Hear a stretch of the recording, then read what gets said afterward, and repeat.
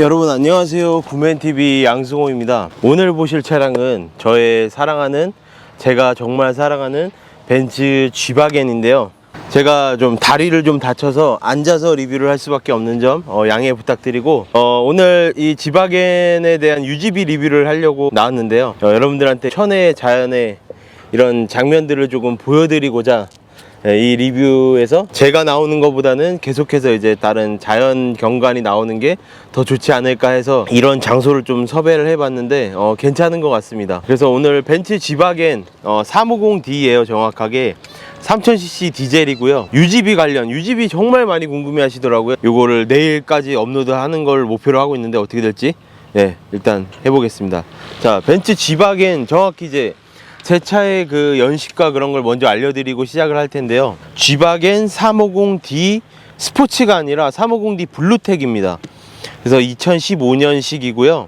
스포츠랑 블루텍이랑 다른 점이 뭐냐면, 스포츠가 2017년인가부터 나왔는데, 그러니까 똑같은 3000cc 디젤은 맞지만 스포츠 모델이 조금 더 잘 나가고요.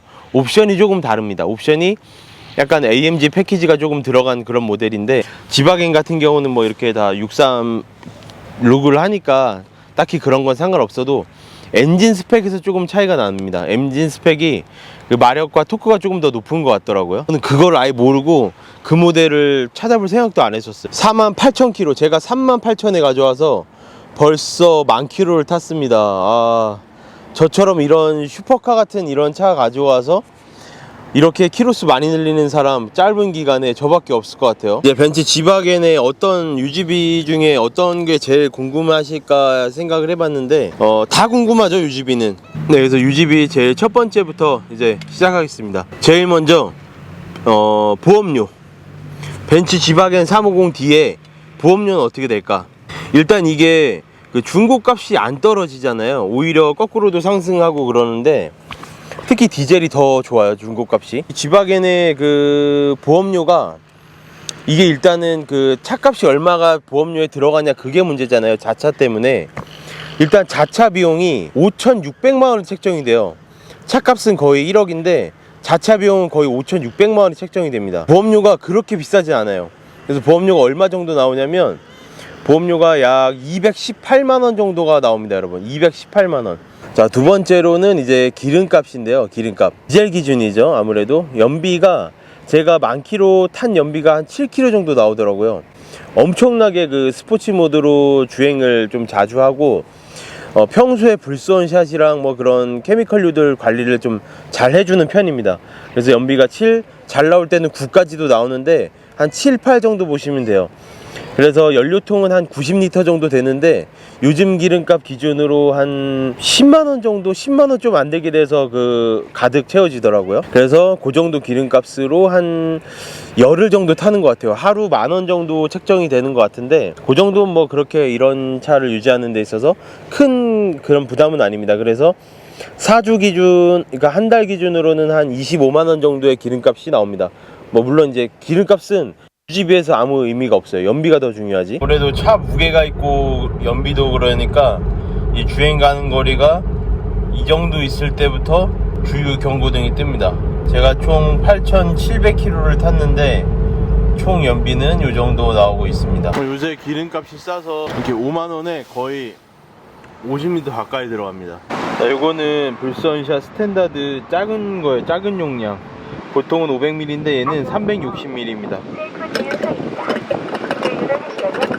요거는 두 개 세트로 팔기 때문에 500ml보다는 조금 저렴합니다. 세 번째로 소모품 관리 비용이 있습니다. 소모품 관리 비용은 이제 엔진 오일부터 말씀드리자면, 엔진 오일 자체는 한 14.5리터가 들어가요. 제가 갈아보니까. 그래서 역대급으로 가장 많이 들어가는 그런 차인데, 14.5리터 기준으로 이제 엔진 오일을 25,000원짜리로 갈면 엔진 오일 값만 순수하게 한 35만원에서 40만원 정도가 나오고요. 30에서 40만원 정도? 거기다 이제 뭐 공인비는 그렇게 비싸진 않은데, 이 G바겐이 오일 그 빼는 거랑 밑에 오일을 뺄 때 오일 팬이 다 적게끔 돼 있어요. 그래서 그런 것들이 조금 그 곤란한 게 있는데, 그런 건 뭐 아는 샵 가서 다 하시면은 크게 나오진 않아요. 그래서 엔진 오일은 뭐 10,000원짜리 넣게 되면은 오일 필터랑 뭐 다 해가지고 한 25만원 정도면은 갈 수 있고요. 그리고 이제 에어컨 필터 같은 경우는 순정은 비싸잖아요. 그래서 순정 말고 만 필터를 많이 쓰는데, 만 필터는 지바겐 말고도 모든 수입차분들이 만 필터를 많이 씁니다. 네, 필터는 이렇게 생겼습니다. 그래서 이렇게 만 필터. 그래서 만 필터 같은 비용은 외부에 에어컨 필터 하나, 내부에 에어컨 필터 하나 해가지고 총 비용이 한 4만 원 정도. 그래서 에어컨 필터는 자주 갈아주면 좋으니까 저는 뭐 빨리 갈게 되면 한 2-3개월에도 한 번씩 갈기 때문에 봄에는 2번도 갈아요. 그 황사 때문에. 서울 사시는 분들은 더 자주 갈아야 될 수도 있겠죠. 그 미세먼지랑. 그래서 필터 값은 그렇고, 그러고 이 타이어가 지금 보면은 엄청나게 넓어요. 285mm에 45 두께에 20인치거든요. 그래서 다행히 20인치라서 큰 금액은 안 듭니다. 그냥 일반적인 차들 금액하고 크게 차이가 안 나요. 그렇게 넓다 그래서 금액이 뭐 기하급수적으로 상승하는 건 아니라서 금액은 약 22만원 정도, 짝당 인터넷 최저가 기준. 그래서 내 짝 해봐야 뭐 한 80만원. 여러분, 소모품 중에 와이퍼 이야기를 안 했는데요. 와이퍼는 뭐 벤츠 순정으로 바꾸면 한 짝에 뭐 6만원씩 하니까 1년에 한 3번 바꾸면 엄청나게 많이 들죠. 네, 근데 이 또 벤츠 이 G바겐이 특히 좋은 점은 후크형이에요. 국내 우리 국산 차들처럼 후크형이라서 이렇게 그냥 불소원 거 쓰면 되거든요. 그래서 불소원 레인오케 G코팅 이거 하나 5,000원, 6,000원이잖아요. 그래서 한 달에 한 번씩 갈아도 부담이 없습니다. 그리고 요소수 디젤 엔진이라 그래서 요소수가 필요한데, 요소수도 벤츠 순정 말고 이게 불소원 요소수, 이게 10리터에 10,000원이에요. 네, 12,000원인가 밖에 안 하니까 뭐 전혀 부담이 없죠. 이거 10리터에 10,000원이니까 1년에 한 2통, 뭐 많게는 2통, 적게는 한 통이면 되니까요. 네, 요소수도 유지비에 어쨌든 큰 부담이 없습니다. 10리터가 한 통이 다 들어가네요. 그래봐야 뭐 10,000원 밖에 안 하니까 큰 부담은 없는데, 요소수 경고등이 들어오면 이렇게 10리터가 한 통이 다 들어갑니다. 그리고 이제 나머지는 뭐 할부 비용. 예, 할부 비용은 뭐 개인에 따라 다 천차만별이니까, 예, 그거는 유지비라고 할 수 없죠. 그래서 유지비는 크게 이렇게 기름값과 보험료, 그리고 소모품 관리 비용 이렇게 드는데, 저는 또 유지비가 하나가 더 드는 게 뭐냐면 불선샷을 자주 넣습니다. 연료 첨가제를 많이 넣는데, 아무래도 경유다 보니까, 그리고 여기가 이 바닷가고 또 속초고 겨울에도 춥고, 그래서 그 수분 제거제랑 뭐 연료 첨가제 이런 걸 많이 넣게 평소에도 많이 넣었는데, 이 차뿐만 아니라 평소에도 많이 넣었습니다. 그래서 한번 주유할 때마다 거의 한 통씩 넣고 있기 때문에 그게 한 달에 한 4통 정도 넣어요. 많이 넣을 때 4통 넣는데 하나에 한 2만원 정도 하니까 한 8만원 정도 들어가죠. 그리고 엔진 오일 첨가제는 한 번에 한 2만원, 3만원 정도 넣고, 그렇게 지금 사용을 하고 있습니다. 뭐 슈퍼카 반열에 그런 들어가는 차 중에서든 이 모델은 들어가지는 않지만, 뭐 63부터는 슈퍼카가 맞지만, 얘는 350D이기 때문에 그렇게 크게 뭐 외관은 슈퍼카지만 실제로 타고 다니는데 체감은 그런 유지비가 많이 들어가진 않아요.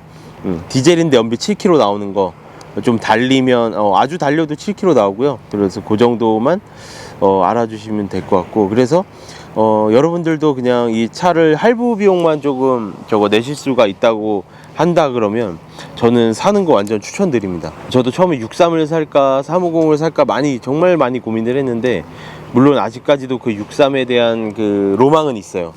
63에 대한 로망은 분명히 있는데, 그 63의 유지비를 또 잠깐 말씀드리면, 63은 350D의 2배가 아니라 한 3배에서 4배 정도 되거든요. 왜냐하면 기름값 때문에. 63의 연비가 아주 잘 나올 때 한 6km 나온다 그러는데요. 그 차주분 또 얘기 들어보면은 안 나올 때는 한 1km에서 2km 정도도 나와요. 그래서 거의 리터당 1km, 2km니까 거기다 고급류 많이 넣거든요, 63은.